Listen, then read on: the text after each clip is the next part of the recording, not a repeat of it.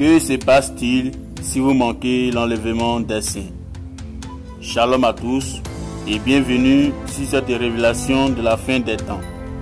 Aujourd'hui, je vais vous faire découvrir ce qui va arriver après l'enlèvement des saints. Je t'invite de rester jusqu'à la fin pour découvrir cette révélation que le Seigneur m'a révélée. Que Dieu vous bénisse. Vous êtes assis chez vous à la maison et vous m'écoutez. Vous avez entendu parler du retour de Jésus et de l'enlèvement. Mais jusqu'à présent, vous n'avez pas encore pris l'engagement d'avoir une relation avec Jésus-Christ. Laisse-moi te dire ceci. Que dois-tu faire si tu rates l'enlèvement?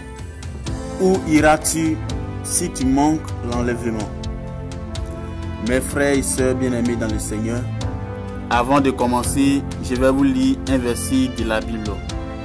Dans 2 Thessaloniciens, chapitre 2, à partir du verset 3, nous lisons: Que personne ne vous séduise d'aucune manière, car il faut que l'apostasie soit arrivée auparavant, et qu'on ait vu apparaître l'homme du péché, le fils de la perdition.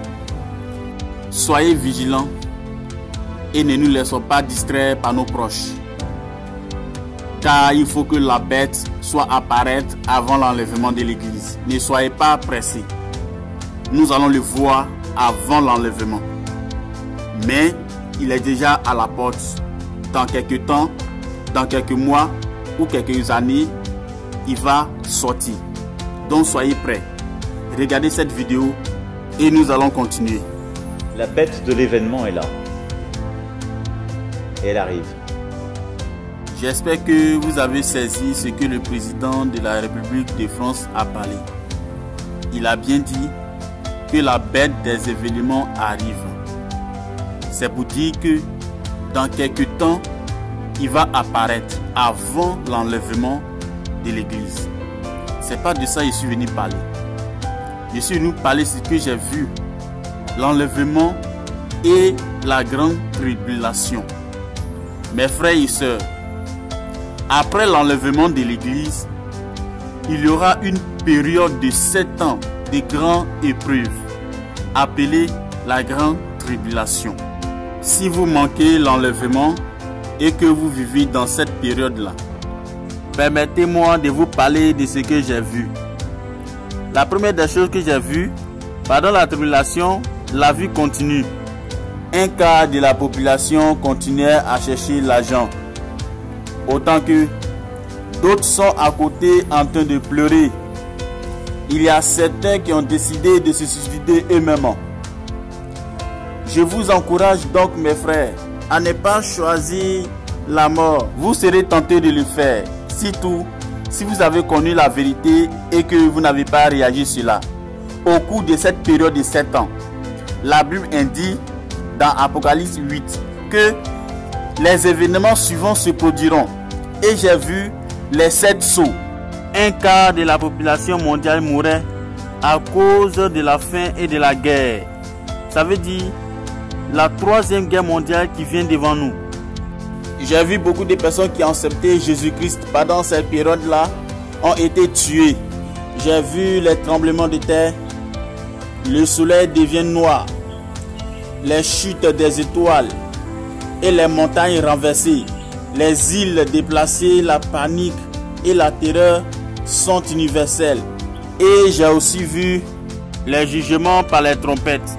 Si nous lisons Apocalypse chapitre 8, versets 8 à 11. J'ai vu la grêle et le feu tomber, mêlés au sang.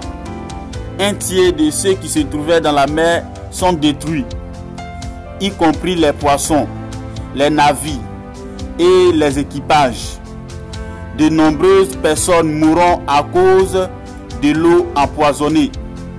Le soleil, la lune et les étoiles sont frappés, affectant à la fois la lumière et les températures. J'ai vu des créatures démoniaques qui sont enchaînées depuis longtemps par l'Éternel des armées sont relâchées pour torturer ceux qui ne connaissent pas le Christ. Et enfin, j'ai vu les jugements par des 7 coupes. Si nous lisons Apocalypse chapitre 16, à partir du premier verset, vous allez découvrir cela. J'ai vu aussi des plaies malignes s'attaquant à tous les non-sauvés. Les mers deviennent sanglantes. Tout ce qui est dans la mer périrait. Et j'ai aussi vu les gens courir à gauche, à droite, cherchant de l'eau à boire. Parce que tous les eaux sont couverts du sang. Tout est devenu du sang. Les fleuves et les sources. Et les gens sont assoiffés à cause du manque de l'eau. Ensuite, j'ai vu les hommes brûlés par le feu et la chaleur. L'humanité se rongeait la langue à cause des plaies et les douleurs. Et le Seigneur me dit, tous ces préparatifs seront faits pour la bataille d'Armageddon, c'est-à-dire la 3e guerre mondiale qui est devant nous. Le Seigneur m'a aussi montré des grands tremblements de terre. Des villes du monde entier s'écroulaient.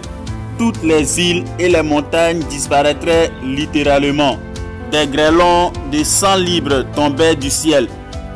Le livre de l'Apocalypse a parlé que pendant une partie de cette période-là, les gens essayeront de se suicider. Mais Dieu ne les laissera pas faire. Mes frères et sœurs, laisse-moi vous dire que la grande tribulation que j'ai vue est vraiment mauvaise. Très mauvais au-delà de votre imagination. La plus large. L'enfer est néanmoins pire. Moi, mon choix, je veux que tout le monde soit sauvé. Parce que ça serait vraiment terrible. Si vous ratez l'enlèvement, j'en suis pas sûr que vous pouvez supporter ce qui va arriver. Mais si vraiment vous ratez l'enlèvement et que vous attendez ce message après l'enlèvement de l'église, pendant ce temps-là, mes frères, attendez, réfléchissez, priez. Il y a encore de l'espoir. N'abandonnez pas la foi et choisissez de remettre votre cœur à l'endroit avec Dieu. Je vais vous donner 2 versets dans la Bible. Vous allez lire Apocalypse chapitre 7, verset 14 à 15. Ces 2 versets parlent d'un grand groupe de personnes qui accepteront le Christ pendant ces périodes-là et ils seront sauvés. Des millions et des millions de personnes trouveront le pardon de leurs péchés pendant la grande tribulation.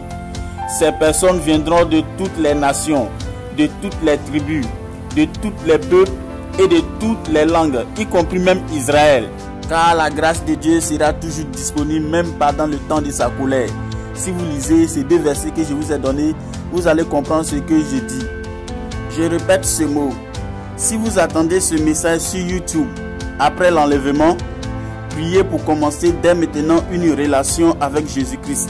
Admettez que vous êtes un pécheur. Demandez au Seigneur de vous pardonner vos péchés. Soyez sincères.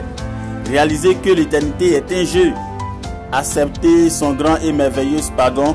Vous n'aurez pas dû retarder le salut, mais vous l'avez fait. Corrigez cette erreur pendant que vous en avez encore la possibilité. Je vais encore vous rappeler quelque chose. Pendant la tribulation, vous aurez une chance d'être sauvé, mais cela vous coûtera tout. Aujourd'hui, partout dans le monde entier, nous avons des églises, des pasteurs et des prédicateurs, et même des évangélistes, sur internet, etc. Vous pouvez entendre parler de Jésus si vous voulez, et même si vous ne voulez pas. Nous avons tendance à prendre tout cela pour acquis aujourd'hui. Ce ne sera plus le cas après l'enlèvement. J'ai vu qu'il n'y avait pas une seule émission de radio ou de télévision chrétienne sur les ondes après le retour du Seigneur. J'ai aussi vu les bâtiments, les maisons et les bureaux vides. Chacun des pasteurs sont partis, les anciens, ainsi que la grande majorité d'entre nous sont partis. J'ai vu les bâtiments et les terrains ont rempli leurs fonctions et vides et silencieux. Ensuite, j'ai vu les prières des chrétiens n'a plus d'effet sur le diable et sur les démons parce que le Saint-Esprit est parti et l'enfer s'est déchaîné sur les habitants de la terre sans que la force de l'église puisse les retenir. Moi, je vais tout faire pour ne pas rater l'enlèvement parce que j'ai vu que l'Église sera mise hors de la loi et ceux qui sont en son membre sont persécutés et chassés. Donc mes frères, faisons tout de ne pas rater l'enlèvement. Nous allons lire Apocalypse chapitre 13 à partir du verset 4. Je lis la parole de Dieu. Et ils adoraient le dragon parce qu'il avait donné le pouvoir, l'autorité à la bête. Ils adoraient la bête en disant: qui est semblable à la bête et qui peut combattre contre elle. Mes frères, ce verset est réel et c'est ce que j'ai vu et ça va arriver. Donc soyons prêts.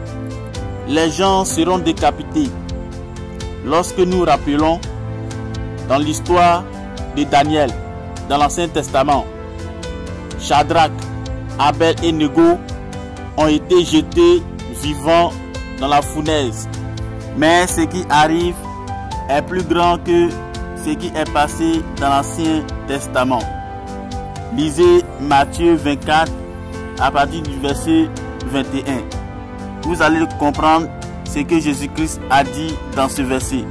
Mes frères et sœurs, si vous ne pouvez pas vivre une vie chrétienne maintenant, lorsque ces choses sont relativement faciles, comment espérez-vous suivre Jésus face à une mort certaine? Je crois bien que je vais m'arrêter là pour aujourd'hui.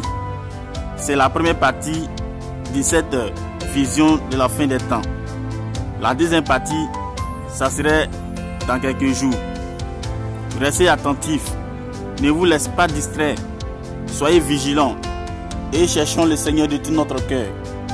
Toi, mon frère et ma soeur, qui n'a pas encore accepté le Seigneur Jésus-Christ et que tu es tombé sur cette vidéo, c'est l'occasion pour toi de le faire avant qu'il ne soit trop tard. Vraiment que la grâce de Dieu repose sur vous et que le Seigneur vous bénisse abondamment. Shalom à tous. À la prochaine.